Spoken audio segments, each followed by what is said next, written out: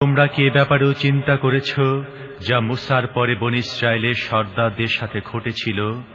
তারা নিজেদের নবীকে বলেছিল, আমাদের জন্য একজন বাদশা ঠিক করে দাও, যাতে আমরা আল্লাহর পথে লড়াই করতে পারি। নবী জিজ্ঞেস করল, তোমাদের লড়াই করার হুকুম দেওয়ার পর তোমরা লড়তে যাবে না, এমনটি হবে না তো? তারা বলতে লাগল, এটা কেমন করে হতে পারে? আমরা আল্লাহর পথে লড়ব না, অথচ আমাদের বাড়ি ঘর থেকে আমাদের বের করে দেয়া হয়েছে, আমাদের সন্তানদের আমাদের থেকে আলাদা করে দেয়া হয়েছে।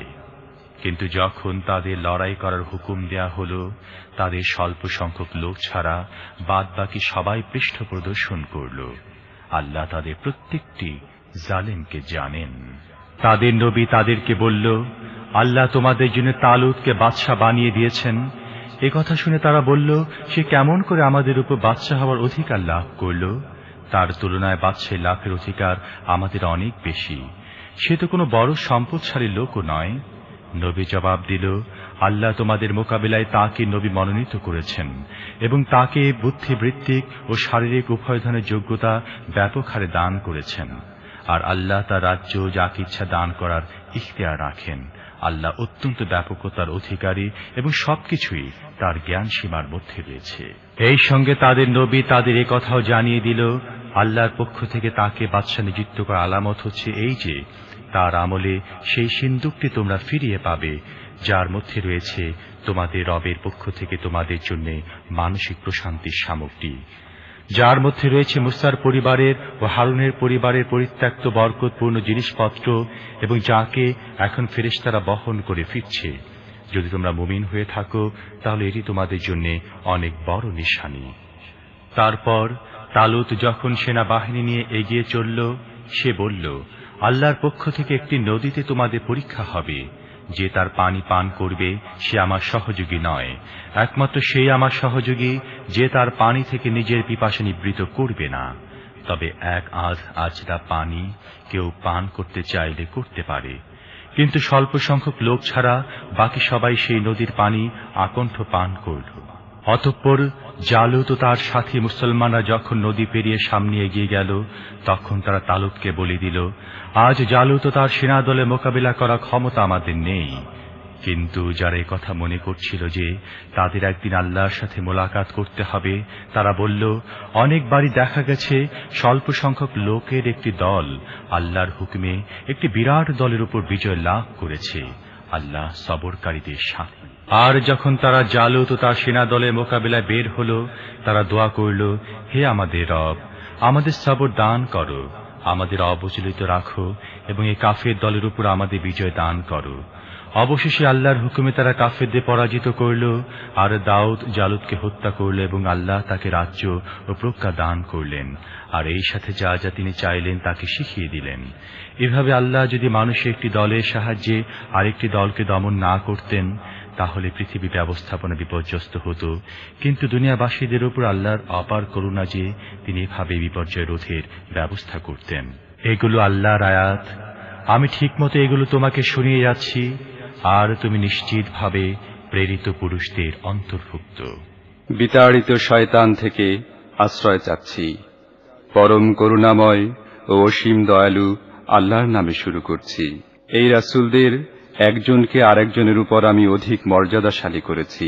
তাদের কারোর সাথে আল্লাহ কথা বলেছেন, কাউকে তিনি অন্য দিক দিয়ে উন্নত মর্যাদায় অভিষিক্ত করেছেন।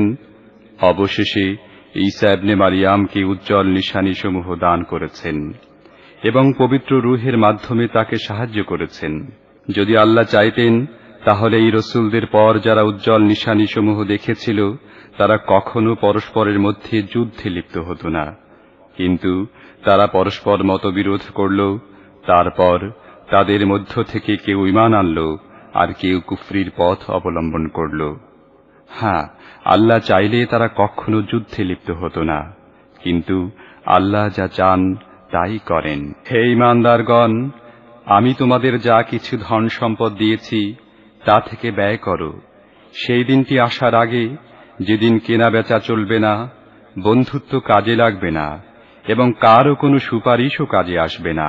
আর জালিম আসলে সেই ব্যক্তি যে কুফরি নীতি অবলম্বন করে। আল্লাহ এমন এক চিরঞ্জীব ও চিরন্তন সত্তা, যিনি সমগ্র বিশ্বজাহানের দায়িত্বভার বহন করছেন। তিনি ছাড়া আর কোনো ইলাহ নেই। তিনি ঘুমান না এবং তন্দ্রাও তাঁকে স্পর্শ করে না।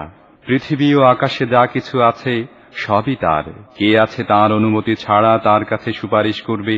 যা কিছু মানুষের সামনে আছে তা তিনি জানেন, এবং যা কিছু তাদের অগোচরে আছে সে সম্পর্কেও তিনি অবগত। তিনি নিজে যে জিনিসের জ্ঞান মানুষকে দিতে চান সেটুকু ছাড়া তার জ্ঞানের কিছুই তারা আয়ত্ত করতে পারে না। তার কর্তৃত্ব আকাশ ও পৃথিবী ব্যাপী। এগুলোর রক্ষণাবেক্ষণ তাকে ক্লান্ত পরিশ্রান্ত করে না। মূলত তিনিই এক মহান ও শ্রেষ্ঠ সত্তা। দিনের ব্যাপারে কোনো জোর জবরদস্তি নেই। ভ্রান্ত মত ও পথ থেকে সঠিক মত ও পথকে ছাঁটাই করে আলাদা করে দেয়া হয়েছে। এখন যে কেউ তাগুতকে অস্বীকার করে আল্লাহর উপর ঈমান আনে, সে এমন একটি মজবুত অবলম্বন আঁকড়ে ধরে যা কখনো ছিন্ন হয় না। আর আল্লাহ সবকিছু শোনেন ও জানেন। যারা ঈমান আনে, আল্লাহ তাদের সাহায্যকারী ও সহায়। তিনি তাদেরকে অন্ধকার থেকে আলোর মধ্যে নিয়ে আসেন। আর যারা কুফরির পথ অবলম্বন করে, তাদের সাহায্যকারী ও সহায় হচ্ছে তাগুত। সে তাদেরকে আলোক থেকে অন্ধকারের মধ্যে টেনে নিয়ে যায়। এরা আগুনের অধিবাসী, সেখানে থাকবে এরা চিরকাল। তুমি সেই ব্যক্তির অবস্থা সম্পর্কে চিন্তা করনি যে ইব্রাহিমের সাথে তর্ক করেছিল এই কথা নিয়ে যে ইব্রাহিমের রব কে, এবং তর্ক এজন্য করেছিল যে আল্লাহ তাকে রাষ্ট্র ক্ষমতা দান করেছিলেন। যখন ইব্রাহিম বলল, যার হাতে জীবন ও মৃত্যু তিনিই আমার রব, জবাবে সে বলল, জীবন ও মৃত্যু আমার হাতে। ইব্রাহিম বলল, তাই যদি সত্য হয়ে থাকে তাহলে আল্লাহ পূর্ব দিক থেকে সূর্য উঠান, দেখি তুমি তাকে পশ্চিম দিক থেকে উঠাও। একথা শুনে সেই সত্য অস্বীকারী হতবুদ্ধি হয়ে গেল। কিন্তু আল্লাহ জালেমদের সঠিক পথ দেখান না। অথবা দৃষ্টান্ত স্বরূপ সেই ব্যক্তিকে দেখো যে এমন একটি লোকালয় অতিক্রম করেছিল যার গৃহের ছাদগুলো উপুড় হয়ে পড়েছিল। সে বলল, এই ধ্বংসপ্রাপ্ত জনবসতি, একে আল্লাহ আবার কিভাবে জীবিত করবেন? একথায় আল্লাহ তার প্রাণ হরণ করলেন এবং সে 100 বছর পর্যন্ত মৃত পড়ে রইল। তারপর আল্লাহ পুনর্বার তাকে জীবন দান করলেন এবং তাকে জিজ্ঞেস করলেন, বলো, তুমি কত বছর পড়েছিলে? জবাব দিল, এই একদিন বা কয়েক ঘন্টা পড়েছিলাম। আল্লাহ বললেন, বরং 100টি বছর এই অবস্থায় তোমার উপর দিয়ে চলে গেছে। এবার নিজের খাবার ও পানীয়ের উপর একবার নজর বুলাও, দেখো তার মধ্যে কোনো সামান্য পরিবর্তনও আসেনি। অন্যদিকে তোমার গাধাটিকে দেখো, তার পাঁজরগুলো পচে নষ্ট হয়ে যাচ্ছে। আর এটা আমি এজন্য করেছি যে মানুষের জন্য তোমাকে আমি একটি নিদর্শন হিসেবে দাঁড় করাতে চাই। তারপর দেখো এই অস্থি পাঁজরটি কিভাবে একে উঠিয়ে এর গায়ে গোশত ও চামড়া লাগিয়ে দেই। এভাবে সত্য যখন তার সামনে সুস্পষ্ট হয়ে উঠল, তখন সে বলে উঠল, আমি জানি আল্লাহ সবকিছুর উপর শক্তিশালী।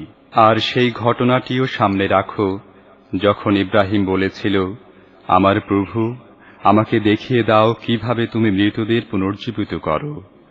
বললেন, তুমি কি বিশ্বাস করো না? ইব্রাহিম জবাব দিল, বিশ্বাস তো করি, তবে মানসিক নিশ্চিন্ততা লাভ করতে চাই। বললেন, ঠিক আছে, তুমি 4টি পাখি নাও এবং তাদেরকে নিজের পোষ মানিয়ে নাও। তারপর তাদের এক একটি অংশ এক একটি পাহাড়ের উপর রাখো। এরপর তাদেরকে ডাকো, তারা তোমার কাছে দৌড়ে চলে আসবে। ভালোভাবে জেনে রাখো, আল্লাহ প্রবল পরাক্রমশালী ও জ্ঞানময়। যারা নিজেদের ধন সম্পদ আল্লাহর পথে ব্যয় করে, তাদের ব্যয়ের দৃষ্টান্ত হচ্ছে, যেমন একটি শস্য বীজ বপন করা হয় এবং তা থেকে 7টি শীষ উৎপন্ন হয়, যার প্রত্যেকটি শীষে থাকে 100টি করে শস্যকণা। এভাবে আল্লাহ যাকে চান তার কাজে প্রাচুর্য দান করেন। তিনি মুক্ত হস্ত ও সর্বজ্ঞ।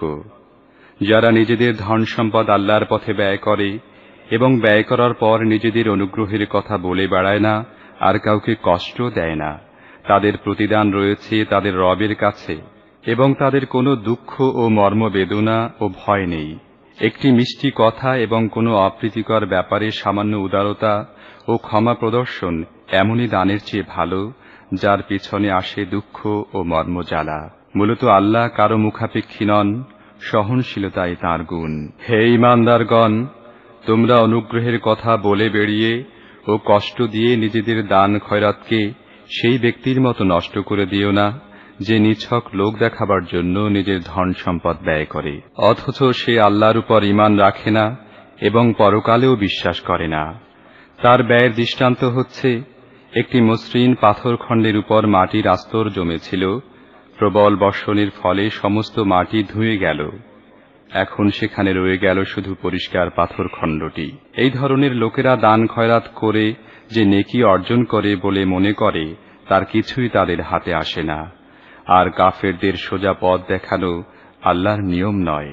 বিপরীত পক্ষে যারা পূর্ণ মানসিক একাগ্রতা ও অবিচলতা সহকারে একমাত্র আল্লাহর সন্তুষ্টি অর্জনের লক্ষ্যে তাদের ধন সম্পদ ব্যয় করে, তাদের এই ব্যয়ের দৃষ্টান্ত হচ্ছে, কোন উচ্চ ভূমিতে একটি বাগান। প্রবল বৃষ্টিপাত হলে সেখানে দ্বিগুণ ফলন হয়, আর প্রবল বৃষ্টিপাত না হলে সামান্য হালকা বৃষ্টিপাতই তার জন্য যথেষ্ট। আর তোমরা যা কিছু করো সবই আল্লাহর দৃষ্টিসীমার মধ্যে রয়েছে। তোমাদের কেউ কি পছন্দ করে তার একটি সবুজ শ্যামল বাগান থাকবে, সেখানে ঝর্ণাধারা প্রবাহিত হবে, খেজুর, আঙুর ও সব রকম ফলে পরিপূর্ণ থাকবে, এবং বাগানটি ঠিক এমন এক সময় প্রবল উষ্ণ বায়ু প্রবাহে জ্বলে পড়ে ছারখার হয়ে যাবে, যখন সে নিজে বৃদ্ধ হয়ে গেছে এবং তার সন্তানরাও তখনও যোগ্য হয়ে ওঠেনি। এভাবেই আল্লাহ তার কথা তোমাদের সামনে বর্ণনা করেন, যেন তোমরা চিন্তা ভাবনা করতে পারো। হে ঈমানদারগণ, যে অর্থ তোমরা উপার্জন করেছ এবং যা কিছু আমি জমি থেকে তোমাদের জন্য বের করে দিয়েছি, তা থেকে উৎকৃষ্ট অংশ আল্লাহর পথে ব্যয় করো। তাঁর পথে ব্যয় করার জন্য তোমরা যেন সবচেয়ে খারাপ জিনিস বাছাই করার চেষ্টা করো না, অথচ ওই জিনিসই যদি কেউ তোমাদের দেয়, তাহলে তোমরা কখনো তা নিতে রাজি হও না, যদি না তা নেবার ব্যাপারে তোমরা চোখ বন্ধ করে থাকো। তোমাদের জেনে রাখা উচিত, আল্লাহ কারো মুখাপেক্ষী নন এবং তিনি সর্বোত্তম গুণে গুণান্বিত। শয়তান তোমাদের দারিদ্র্যের ভয় দেখায় এবং লজ্জাকর কর্মনীতি অবলম্বন করতে প্রলুব্ধ করে, কিন্তু আল্লাহ তোমাদেরকে তাঁর ক্ষমা ও অনুগ্রহের আশ্বাস দেন। আল্লাহ বড়ই উদারহস্ত ও মহাজ্ঞানী। তিনি যাকে চান হিকমত দান করেন, আর যে ব্যক্তি হিকমত লাভ করে সে আসলে বিরাট সম্পদ লাভ করেছে। এসব কথা থেকে কেবলমাত্র তারাই শিক্ষা লাভ করে যারা বুদ্ধিমান ও জ্ঞানী। তোমরা যা কিছু ব্যয় করেছ এবং যা মানত করেছ, আল্লাহ তা সবই জানেন, আর জালেমদের কোনো সাহায্যকারী নেই। যদি তোমাদের দান সদকাগুলো প্রকাশ্যে করো তাহলে তাও ভালো, তবে যদি গোপনে অভাবীদের দাও তাহলে তোমাদের জন্য এটিই বেশি ভালো। এভাবে তোমাদের অনেক গুনাহ নির্মূল হয়ে যায়। আর তোমরা যা কিছু করে থাকো আল্লাহ অবশ্যই তা জানেন। মানুষকে হেদায়েত দান করার দায়িত্ব তোমাদের উপর অর্পিত হয়নি। আল্লাহ যাকে চান তাকে হেদায়েত দান করেন। তোমরা যে ধন সম্পদ দান খয়রাত করো তা তোমাদের নিজেদের জন্য ভালো। তোমরা আল্লাহর সন্তুষ্টি লাভ করার জন্যই তো অর্থ ব্যয় করে থাকো। কাজেই দান খয়রাত করে তোমরা যা কিছু অর্থ ব্যয় করবে তার পুরোপুরি প্রতিদান তোমাদের দেয়া হবে, এবং এক্ষেত্রে কোনো ক্রমেই তোমাদের প্রাপ্য থেকে বঞ্চিত করা হবে না।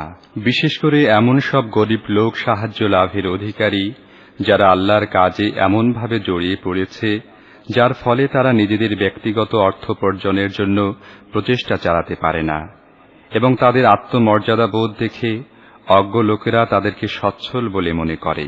তাদের চেহারা দেখেই তুমি তাদের ভিতরের অবস্থা জানতে পারো।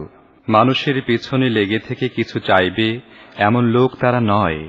তাদের সাহায্যার্থে তোমরা যা কিছু অর্থ ব্যয় করবে তা আল্লাহর দৃষ্টির অগোচরে থাকবে না। যারা নিজেদের ধন সম্পদ দিনরাত গোপনে ও প্রকাশ্য ব্যয় করে তাদের প্রতিদান রয়েছে তাদের রবের কাছে, এবং তাদের কোনো ভয় ও দুঃখ নেই। কিন্তু যারা সুদ খায় তাদের অবস্থা হয় ঠিক সেই লোকটির মতো যাকে শয়তান স্পর্শ করে পাগল করে দিয়েছে। তাদের এই অবস্থায় উপনীত হবার কারণ হচ্ছে এই যে তারা বলে, ব্যবসা তো সুদেরই মতো, অথচ আল্লাহ ব্যবসাকে হালাল করে দিয়েছেন এবং সুদকে করেছেন হারাম। কাজেই যে ব্যক্তির কাছে তার রবের পক্ষ থেকে এই নসিহাত পৌঁছে যায় এবং ভবিষ্যতে সুদখোরি থেকে সে বিরত হয়, সেক্ষেত্রে যা কিছু সে খেয়েছে তা তো খেয়ে ফেলেছেই এবং এ ব্যাপারটি আল্লাহর কাছে সোপর্দ হয়ে গেছে। আর এই নির্দেশের পরও যে ব্যক্তি আবার এই কাজ করে সে জাহান্নামের অধিবাসী, সেখানে সে থাকবে চিরকাল। আল্লাহ সুদকে নিশ্চিহ্ন করেন এবং দানকে বর্ধিত ও বিকশিত করেন, আর আল্লাহ অকৃতজ্ঞ দুষ্কৃতকারীদেরকে পছন্দ করেন না। অবশ্য যারা ঈমান আনে, সৎ কাজ করে, নামাজ কায়েম করে ও যাকাত দেয়, তাদের প্রতিদান নিঃসন্দেহে তাদের রবের কাছে আছে এবং তাদের কোনো ভয় ও মর্মজ্বালাও নেই। হে ঈমানদারগণ, আল্লাহকে ভয় করো এবং লোকদের কাছে তোমাদের যে সুদ বাকি রয়ে গেছে তা ছেড়ে দাও, যদি যথার্থই তোমরা ঈমান এনে থাকো। কিন্তু যদি তোমরা এমনটি না করো তাহলে জেনে রাখো, এটা আল্লাহ ও তার রাসূলের পক্ষ থেকে তোমাদের বিরুদ্ধে যুদ্ধ ঘোষণা। এখনো তওবা করে নাও, তাহলে তোমরা আসল মূলধনের অধিকারী হবে। তোমরা জুলুম করবে না এবং তোমাদের উপরও জুলুম করা হবে না।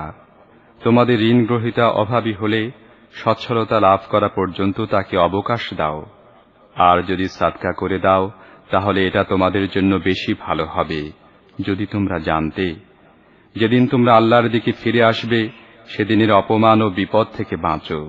সেখানে প্রত্যেক ব্যক্তিকে তার উপার্জিত সৎকর্মের ও অপকর্মের পুরোপুরি প্রতিদান দেয়া হবে এবং কারো উপর কোনো জুলুম করা হবে না। হে ঈমানদারগণ, যখন কোনো নির্ধারিত সময়ের জন্য তোমরা পরস্পরের মধ্যে ঋণের লেনদেন করো তখন লিখে রাখো। উভয় পক্ষের মধ্যে ইনসাফ সহকারে এক ব্যক্তি দলিল লিখে দেবে। আল্লাহ যাকে লেখাপড়ার যোগ্যতা দিয়েছেন তার লিখতে অস্বীকার করা উচিত নয়। সে লিখবে এবং লেখার বিষয়বস্তু বলে দেবে সেই ব্যক্তি যার উপর ঋণ চাপছে। তার রব আল্লাহকে